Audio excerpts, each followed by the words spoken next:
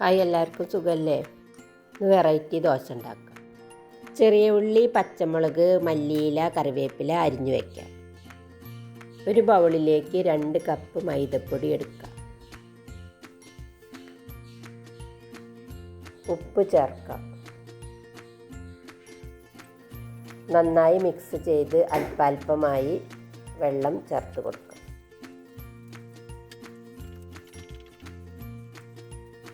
Whisk കയ്യിലുണ്ടെങ്കിലേ ഇത് ഉപയോഗിച്ച് mix ചെയ്തോളൂ, എളുപ്പത്തിൽ ചെയ്യാം.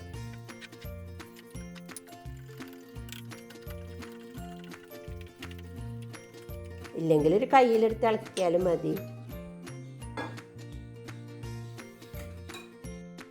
കരണ്ടിയിലെ എണ്ണ ചൂടായി വരുമ്പോൾ ചെറിയ ഉള്ളി ചേർത്ത് കൊടുക്കാം.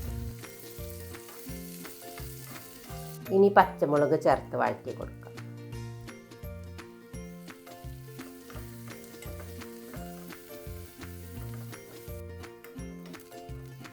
ഉള്ളിയും മുളകും നന്നായി മൂത്ത് വന്നിട്ടുണ്ട്. അത് നമുക്ക് മാവിലേക്ക് ചേർത്ത് കൊടുക്കാം.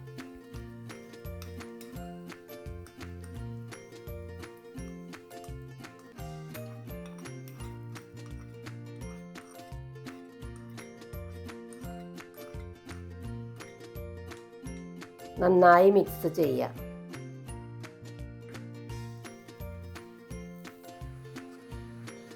ചെറുതായി അരിഞ്ഞ മല്ലിയില ചേർക്കാം. അരിഞ്ഞു വെച്ച കറിവേപ്പില ചേർക്കാം. മാവ് ഇളക്കി കൊടുത്തതിന് ശേഷം ഒരു 10 മിനിറ്റ് റസ്റ്റ് ചെയ്യാൻ വയ്ക്കാം. ഇനി ഇതിലേക്ക് കൂട്ടിക്കഴിക്കാൻ ചമ്മന്തി തയ്യാറാക്കാം. 3 ചുവന്ന മുളക് ചുട്ടെടുക്കാം. നാളികേരം ചിരകിയത് 1 കപ്പ്, ചെറിയ ഉള്ളി 8 പോണ, ഉപ്പ്, ചുവന്ന മുളക് അരച്ചെടുക്കാം. ചമ്മന്തി റെഡിയായി കിട്ടിയിട്ടുണ്ട് കേട്ടോ. ദോശ ഉണ്ടാക്കി തുടങ്ങാം. ദോശ ഒഴിച്ച് പരത്തി നമുക്ക് അടച്ചു വെച്ചിട്ട് വേവിക്കാം.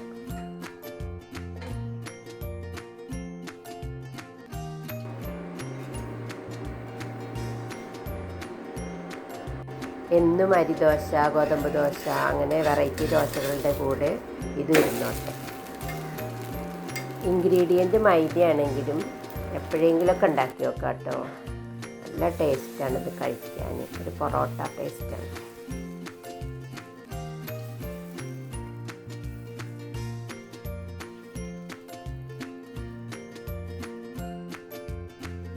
വീഡിയോ ഇഷ്ടമായാൽ ലൈക്കും ഷെയറൊക്കെ തരണേ. സബ്സ്ക്രിപ്ഷൻ മറക്കണ്ട കേട്ടോ.